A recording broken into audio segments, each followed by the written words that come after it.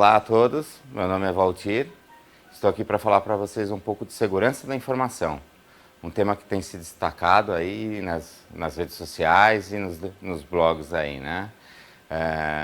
Vou falar um pouquinho da LGPD e do que a gente pode fazer para ficar compliance. Para quem não se recorda, no primeiro congresso eu falei sobre computação em nuvem, né? Como adequar ambientes de IoT.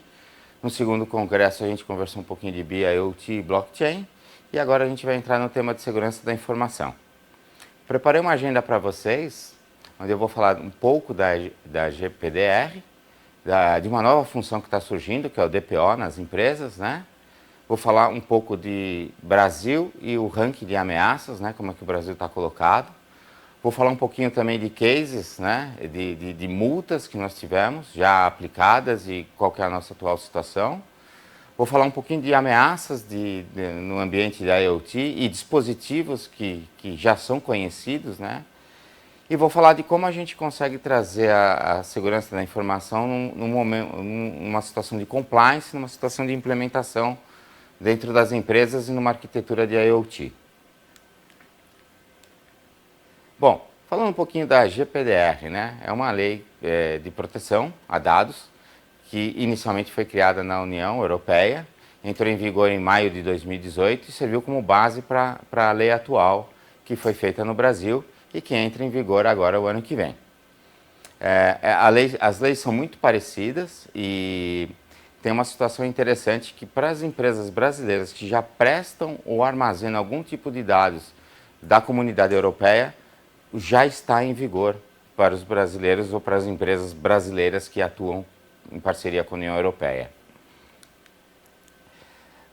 Os efeitos da GPDR, né? Todas as empresas vão ter que se adequar, independente do porte da empresa, médio, pequeno e grande. Os critérios são 4 pilares principais. O primeiro é o compliance, o segundo é prevenção, o segundo é detectar e o terceiro é remediar. Lembrando que o mais importante é a multa. São até 50 milhões de reais. Surgiu uma nova função a partir da lei que a gente discute bastante aqui, né, nos fóruns de IoT, o quanto a possibilidade de automatizar, de orquestrar uma situação, prestar um serviço através de uma plataforma vem tirando o emprego de algumas pessoas. Então é importante destacar também que está surgindo novas funções a partir dessa situação, que é o DPO, Data Protection Officer, que na verdade a principal atividade desse gestor que está surgindo, né, é trazer esse compliance para dentro das empresas, trazer certificações, trazer treinamentos, né, como campanha de phishing, né, e interagir com a nova autoridade, que é a ANPD, que é a Autoridade Nacional de Proteção a Dados. A ANPD é um órgão, né, federal integrado à Presidência da República. Dentre as principais atividades destacam-se que a criação, a avaliação de cláusulas jurídicas estratégicas e um compliance para depois surgir uma fiscalização e a aplicação das sanções em caso de não compliance. Bom, falando um pouquinho de Brasil, né? Trazendo para a nossa realidade, né? Smart Protect Network foi uma pesquisa feita pela Trend Micro, referente a outubro do ano passado. Para vocês terem uma ideia, o Brasil é o segundo colocado no top 5 dos países com maior número de ameaças em e-mails bloqueados. O Brasil é o terceiro colocado no top 5 dos países com maior número de malwares, POS, Point of Sale, detectados. Consequências. Nós temos um número muito grande de incidentes, perda de confiança, reputação do cliente e reclamações judiciais. Prejuízo para a imagem, prejuízo financeiro, dados irrecuperáveis em algumas situações. Case de aplicação das leis. É interessante porque a lei entra em vigor só o ano que vem, mas o Ministério Público já tem atuado. E a gente tem alguns cases reais, como o Banco Inter, que recentemente teve que pagar uma multa de 1,5 milhão para instituições de caridades e para órgãos públicos que combatem crimes cibernéticos. A decisão faz parte de um acordo homologado na Justiça e feito com o Ministério Público. Foram vazados 19 mil correntistas. Como a gente pode citar outro case, a própria Netshoes, que também teve um vazamento de dados e recentemente homologou uma multa de R$500 mil com o Ministério Público. E aí existem outros casos, e o Ministério Público já vem atuando, que eu posso citar para vocês, como o Facebook, a própria Google aqui no Brasil. Principalmente porque a lei tem um fator agora muito interessante. Você, quando cadastra ou faz um pré-cadastro de alguma situação, pedindo qualquer tipo de solicitação, essa lei prevê que você tem que estar muito claro para que ela vai usar seus dados, aonde que ela armazena e se vai expurgar seus dados, ou seja, se eles vão ser deletados depois de algum tempo. 90% hoje dos sites, dos e-commerces e qualquer catálogo ou lista de contatos que você preenche, não tem essa cláusula. E isso vai virar uma prerrogativa para você preencher ou não agora os seus dados num site. Por que a comunidade IoT deve se preocupar? A IoT consiste em conexões, pessoas, bases e armazenamento de dados, em nuvem ou em cloud privada, isso não faz. Todos os dispositivos fazem coletas de dados ou de pessoas, permitindo interação entre eles. Resumindo, internet nada mais é que a extensão do mundo real, tornando possível a interação entre objetos e pessoas. Atualmente, a maioria possuem tecnologias que permitem a conexão com a internet. Vale a pena frisar as ameaças e seus dispositivos aqui nessa pesquisa. A Avast fez uma pesquisa recentemente, onde 15.800 dispositivos minerando Bitcoin ou outro tipo de moeda como a Monero, em 4 dias será possível lucrar $1 milhão. Ao contrário dos computadores, os dispositivos IoT têm uma interface, mas não tem interação com o usuário, e não permite visualizar de maneira simples ou ser detectado facilmente por ferramentas esse tipo de acesso indevido. Ameaças de IoT e seus dispositivos. Segundo a ARMS, 165 milhões de impressoras estão vulneráveis a ataque de religação de DNS. 160 milhões de câmeras IPs de fabricantes são vulneráveis à ameaça. 124 milhões de telefones IP estão vulneráveis. 28 milhões de TVs inteligentes. 14 milhões de switches, roteadores e pontos de acesso. 5,1 milhões de players de mídia de streaming e alto-falantes inteligentes. Como a gente pode usar esses dispositivos com segurança e como é que eu posso entregar um projeto hoje de IoT com compliance com a LGPD e me prevenir dessas situações? Preparei 4 pilares que eu apresentei para vocês no começo dessa apresentação. Compliance, prevenir, detectar e remediar. Compliance. Temos 2 fases no compliance. Engenharia de software, que é uma disciplina que reúne metodologias, métodos e ferramentas. Estamos falando de uma maneira simples, arquitetura de software. Como fazer, dentro das melhores práticas, uma boa plataforma para entregar um projeto de IoT. Aqui vale a pena ressaltar para você que é desenvolvedor, criador de software, muitas empresas vão começar a exigir de você contratos de desenvolvimento dentro das melhores práticas. Para a arquitetura de data center ou a arquitetura da capacidade computacional, a gente vale a pena ressaltar segurança de perímetro, segurança do protocolo de envio, segurança de dados de armazenamento, configuração de firewalls, IPS, certificados digitais e outros itens de perímetro, como CASB, NAC e outros. Exposição e autenticação dos serviços e controle de permissão e acessos. Prevenir. Adotar rotinas de análise e campanhas educativas. Para a parte corporativa, vale ressaltar análise de vulnerabilidade, pentest, engenharia reversa, simulação de ataque, onde você reúne a sua TI com empresas terceiras e faz um ataque da própria arquitetura por profissionais que trabalham nesse ambiente, simulando como se fosse um ataque externo. E a engenharia social, que é onde entra o DPO, e aí é onde entram as campanhas, que são campanhas educativas, como plataforma de phishing, como a Fishex, como é o Pescador, né? E palestras sobre o tema.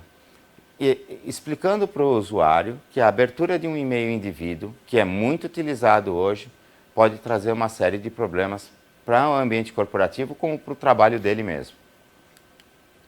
Detectar. Soluções de camada 7. Quando você tem uma... Isso daqui vale muito a pena para a área de e-commerce, para quem tem plataformas de marketplace, ou para quem vai ter alguma exposição para a internet. Hoje é comum, né, ataques de DDoS, que são ataques de volumetria, são ataques de massa, para se colocar dentro de um ataque de volumetria um ataque inteligente, um SQL inject ou outros tipos de ataques, manipulação de URL e outros. Planejamento, engenharia, detecção, mitigação de ameaças. Solução de camada 7, outro item, WAF, Web Application Firewall. Esse cara nada mais é do que entender que o ataque é inteligente e tomar uma ação mediante a ele. Também está surgindo agora inteligência artificial. Inteligência artificial para esse segmento, que é onde eu posso analisar comportamento, analisar uma situação e, baseado num histórico de comportamento, tomar ações. Remediar. Remediar tem um ciclo, né, de resposta ao incidente. A primeira atividade é a preparação e planejamento de como responder. A segunda é a detecção e análise, documentação e correlacionamento nos eventos através. Contenção e recuperação. Muitos dos ataques acabam com os dados ou sequestram os dados, né? Como eu estou preparado para essa situação e como estou documentado com essa situação? Não dá para esperar acontecer e começar a interagir. O tempo de recuperação pode ser não o suficiente para colocar sua empresa em prática de novo e em funcionamento.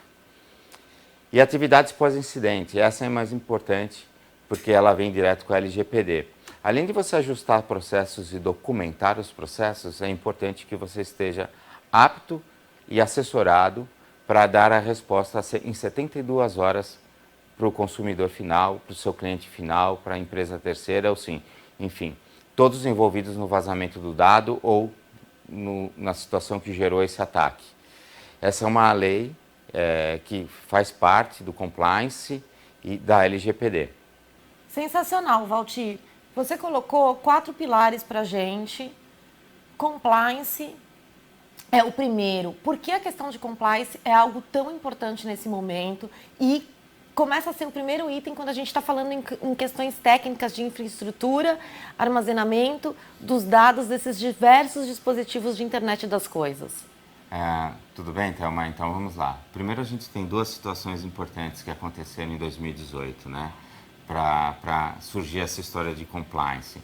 Primeiro, a normativa do Banco Central, que é a 4658, que para o segmento financeiro ficou extremamente importante, porque definitivamente a gente tem um parâmetro de como hospedar, de como backupear, qual que é o plano de continuidade de negócio e como tratar dados que tenham algum apelo transacional para o segmento financeiro, né? E o outro é a LGPD, que é uma lei que surgiu na União Europeia, está em vigor, inclusive as empresas brasileiras têm que conhecer e já se adequar a essa lei, porque eles já participam dessa situação que a União Europeia vive de proteção a dados. E para nós, nosso prazo está acabando, né? A gente está chegando em março de 2020, onde a lei entra em vigor. O órgão já foi criado, que é a ANPD, que é um órgão do Ministério Público, e que vai fiscalizar isso, já começou a atuar e já tem, como eu fiz na minha apresentação, 2 pequenos cases, mas já temos gente sendo multada e auditada no mercado. Certo, então acho que está claro aí para todo mundo a importância dessas leis, a ética na relação com seus clientes, nos seus contratos, na proteção desses dados. Bom, dos outros 2 pilares, a gente entra em prevenção e detecção. E você comentou sobre a inteligência artificial. Valtir, diz pra gente, a inteligência artificial é algo que é só blá blá blá, é algo longe, é um futuro, ou já é uma realidade hoje? Você vê que infraestruturas em data center, as máquinas que estão armazenando, tratando dado, o Big Data, o Analytics que está rolando por trás da internet das coisas, isso já é uma realidade? Você tocou num ponto bem interessante. Big Data é uma situação onde eu correlaciono várias bases de dados, né?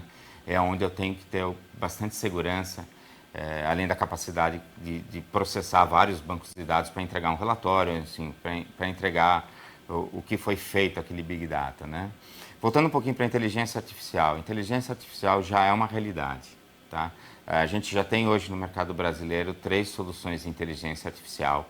A inteligência artificial, o que ela faz? Ela, na verdade, ela correlaciona perfil de usuário, né? Correlaciona dispositivo, correlaciona aquele grupo, a quem pertence àquele dispositivo, pessoa e grupo, né?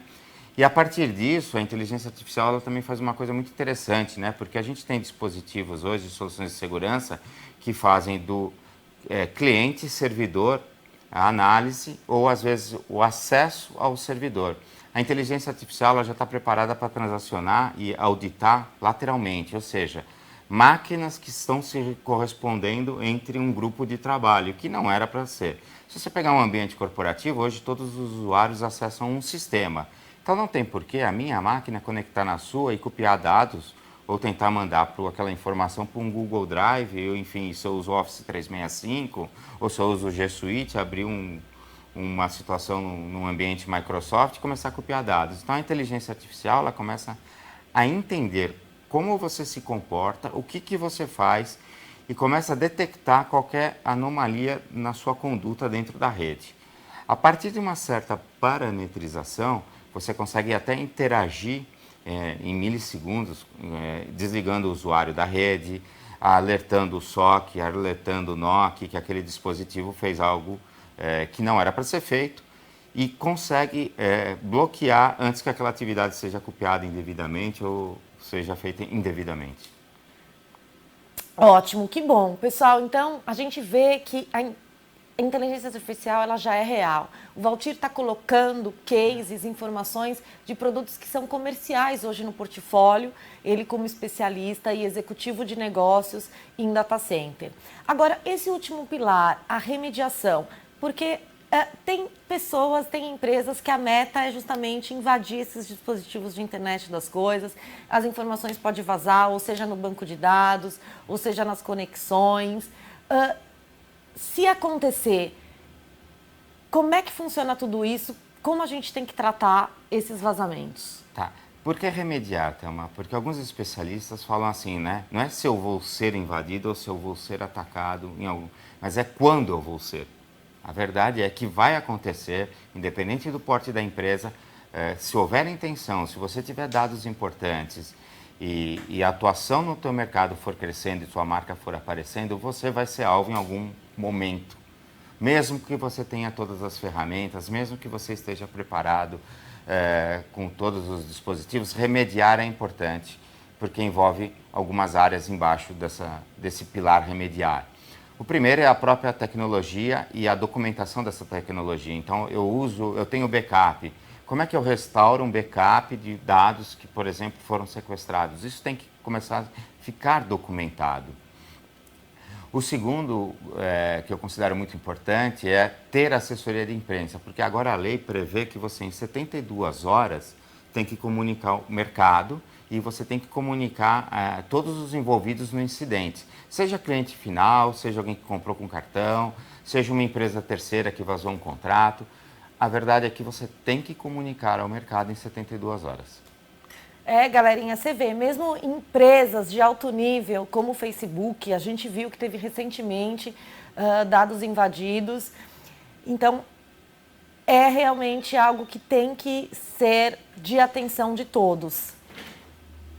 E a gente quer tornar o Brasil referência da América Latina e a gente está entregando para você um passo a passo de como você, de forma segura e ética, coloca ou consuma suas aplicações de internet das coisas. Obrigado a todos e deixo aqui meu contato. Em caso de dúvidas, estarei à disposição.